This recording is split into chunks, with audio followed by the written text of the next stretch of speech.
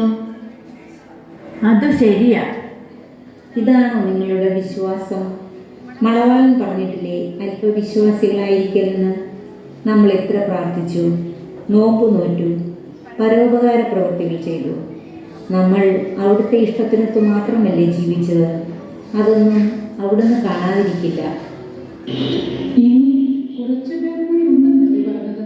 അവർ നമുക്ക് മുമ്പേ അകത്തേക്ക് കാണുമോ? ഒരിക്കലുമില്ല. സമയമാകുന്നതേയുള്ളൂ. നമുക്ക് തെറ്റ് പറ്റിയിട്ടില്ല. ധൈര്യമായിരിക്കും.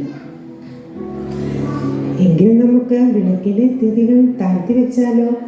അല്ലെങ്കിൽ പ്രിയൻ വരുമ്പോൾ നമ്മുടെ എണ്ണയെല്ലാം വറ്റിപ്പോകും.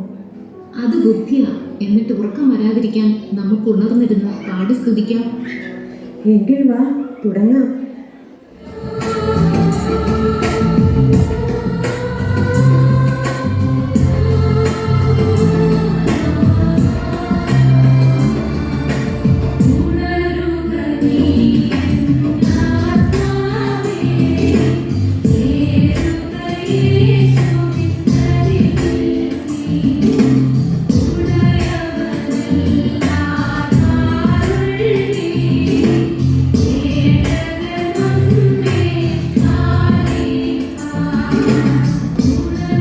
കണ്ടോ, ഞാൻ പറഞ്ഞില്ലേ നമ്മൾ താമസിച്ചു. ഇവളമാരൊക്കെ നേരത്തെ എത്തി. എന്തു ചെയ്യാനും കിട്ടിയൊരു പിള്ളേർക്കുള്ളത് എടുത്തു കൊടുത്താലേ തിന്നുള്ളൂ എന്ന് പറഞ്ഞ കഷ്ടം തന്നെയാ. എന്റെ കാര്യം പറഞ്ഞാൽ അതിനേക്കാൾ കഷ്ടമാണ്. ഞങ്ങൾ വീട്ടുജോലികൾ രണ്ടായി ഡിവൈഡ് ചെയ്തിരിക്കുകയാ. അതെങ്ങനെയാ? പച്ചക്കറിയെല്ലാം അരിയുന്ന നീയും അത് ഉണ്ടാക്കുന്നത് നിന്റെ കെട്ടിയനുമാണോ? അങ്ങനെയല്ല. അകംപണി ഞാൻ, പുറംപണി എന്നെ കെട്ടിയോ. അപ്പോ മുറ്റം തൂക്കലും പറമ്പിലെ പണിയും നിന്റെ മനോഹരമായ പൂന്തോട്ടവുമെല്ലാം അങ്ങനെ നോക്കണമെന്ന്. കഴുകാനുള്ള തുണി നീ അകത്തിടുവോ അത് പുറത്തിടുവോ?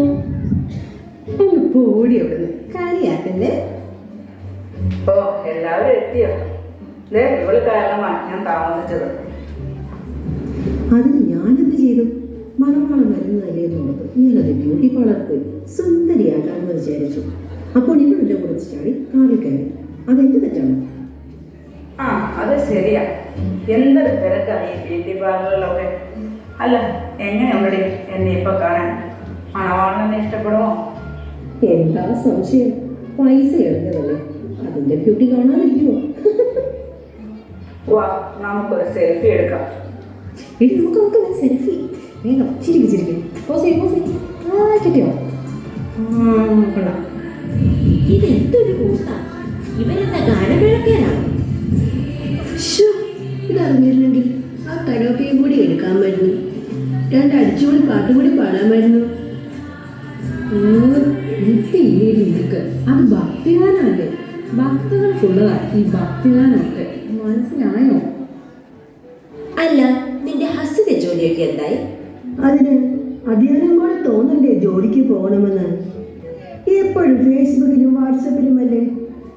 ഞാനെത്തിയുണ്ടല്ലോ എല്ലാത്തിനും. എന്തൊരു വിധി! ഞാൻ ആ കാര്യത്തിൽ ഭാഗ്യവതിയാണ്. രാവിലെ എന്തേലും വെട്ടിപ്പുഴുങ്ങി കൊടുത്തു കഴിഞ്ഞാൽ അങ്ങേരെ അതും കഴിച്ചോണ്ട് പോക്കോളും. വൈകുന്നേരം വരുമ്പോൾ കൈ നിറയെ പൈസയും. പിന്നെ കഴിക്കാനുള്ളത് ഹോട്ടലിൽ നിന്നും. എന്താ ബിസിനസ്? ഞാൻ അതൊന്നും ചോദിക്കാറില്ല.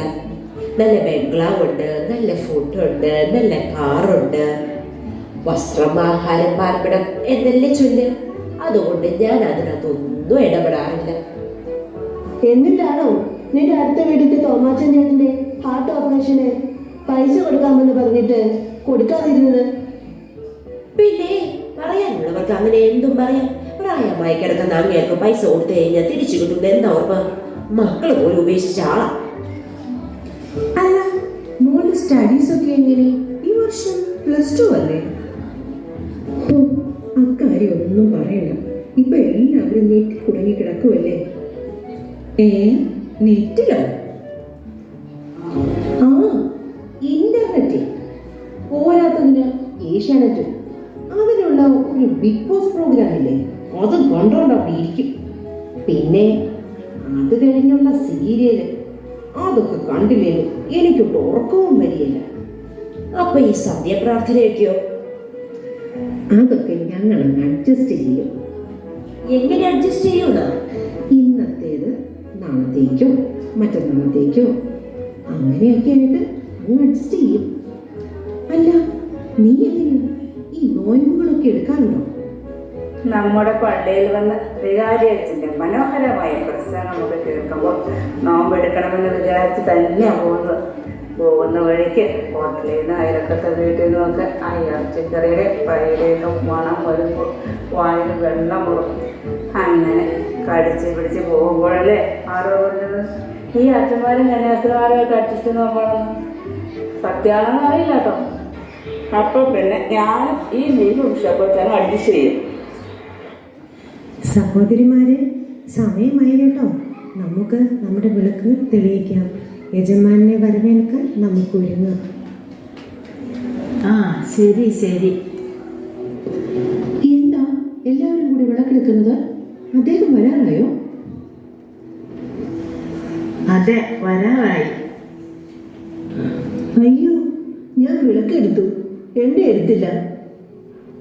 ഓ, തിരക്കിനിടയിൽ ഞാനത് മറന്നു. ഇവളുടെ കാർ വന്നപ്പോൾ ചാടിക്കയറുന്നത് ഞാൻ രണ്ടും മറന്നു. ഒരു കാര്യം ചെയ്യാം, നമുക്ക് ഇവരോട് ചോദിക്കാം. അല്ല സഹോദരിമാരെ, നിങ്ങളുടെ എണ്ണയിൽ കുറച്ച് ഞങ്ങൾക്ക് തരാമോ? ഞങ്ങൾ എടുക്കാൻ വിട്ടുപോയി. ക്ഷമിക്കണം, പറയുന്നത് കൊണ്ടൊന്നും തോന്നരുത് സഹോദരിമാരെ. ഇതിൽ നിന്നും കുറച്ച് നിങ്ങൾക്ക് തന്നാൽ അത് ഞങ്ങൾക്കും നിങ്ങൾക്കും തികയാതെ വരും. അതുകൊണ്ട് നിങ്ങൾ മറ്റെവിടെ നിന്നെങ്കിലും സംഘടിപ്പിക്കാൻ നോക്ക്. ഓ, മനസ്സിലിപ്പോ മനസ്സിലായി. തരാൻ പറ്റില്ല എന്ന് നൈസായിട്ടങ്ങ് പറഞ്ഞു.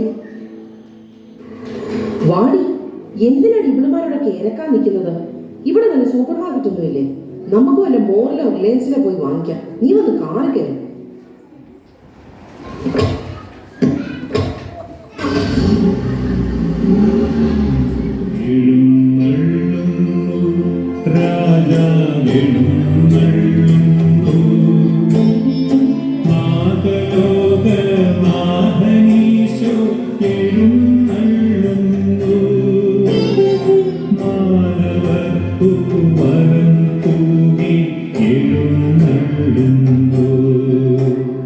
എൻ്റെ പിതാവിനാൽ അനുഗ്രഹിക്കപ്പെട്ടവരെ, ലോകസ്ഥാപനം മുതൽ നിങ്ങൾക്കായി ഒരുക്കിയിരിക്കുന്ന രാജ്യം അവകാശമാക്കിക്കൊള്ളുക.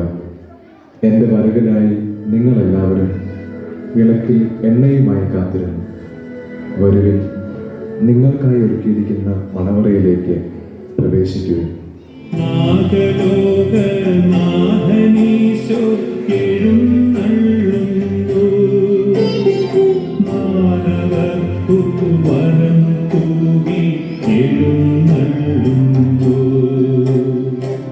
ആരെയും കാണുന്നില്ലല്ലോ. അവളുമായി അകത്ത് കയറിയെന്നാ തോന്നുന്നത്. മണവാളൻ വന്നിട്ടുണ്ടാവും. ഓ ഗോഡ്, കഷ്ടമായി പോയി. ഞാനൊന്ന് നോക്കട്ടെ.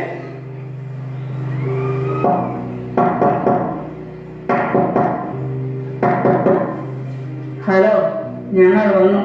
ഒരല്പം ലേറ്റായി പോയി. നല്ല ട്രാഫിക് ബ്ലോക്ക് ആയിരുന്നു. നീ ഇങ്ങോട്ട് മാറി, ഞാൻ വിളിക്കാം. ഹലോ യജമാനനെ, ഒന്ന് വാതിൽ തുറക്കണേ. ഞങ്ങൾ ഇത്രയും നേരം ഇവിടെ ഉണ്ടായിരുന്നു. ഒരു ചെറിയ ടെക്നിക്കൽ പ്രോബ്ലം കൊണ്ട് പറ്റിപ്പോയതാ. ഇനി അങ്ങനെ ഉണ്ടാകാതെ നോക്കിക്കോളാം. പ്ലീസ് ഒന്ന് വാതിൽ തുറക്കുമോ? ആരാണ് നിങ്ങൾ? സത്യമായും ഞാൻ നിങ്ങളോട് പറയുന്നു, ഞാൻ നിങ്ങളെ അറിയുന്നില്ല. കടന്നു പോകുന്നു. കണ്ടോ കണ്ടോ, എത്ര പൈസയാണ് നമ്മൾ പള്ളിക്കും പട്ടക്കാർക്കും എല്ലാം കൊടുക്കുന്നത്. എന്നിട്ട് പറയുന്നത് കേട്ടോ, അറിയില്ല എന്ന്. ആഹാ, കൊള്ളാം. അങ്ങനെ പറഞ്ഞാൽ എങ്ങനെയാ? ഇവിടെ നാട്ടുകാർക്കെല്ലാം ഞങ്ങളെ അറിയാം, നിങ്ങൾക്ക് മാത്രം അറിയില്ല. ഹലോ, വാതിൽ തുറക്ക്. ഞാൻ പറഞ്ഞു, ഞാൻ നിങ്ങളെ അറിയില്ല. കടന്നു പോകും. എല്ലാത്തിനും ഒരു പരിധിയുണ്ട്. വാടി, നമുക്ക് പോവാം. ശ്ശോ, ഇതൊക്കെ വേസ്റ്റ് ആയല്ലോ നോക്കുമ്പോഴാ. നിൽക്കൂ. നിങ്ങൾ ഇതുവരെ എവിടെയായിരുന്നു? മറ്റു കന്യകമാരോടൊപ്പമല്ലേ ഞാൻ നിങ്ങളെയും ക്ഷണിച്ചത്? നിങ്ങൾ എന്തുകൊണ്ട് അവരെ പോലെ വിവേകമതികളായില്ല?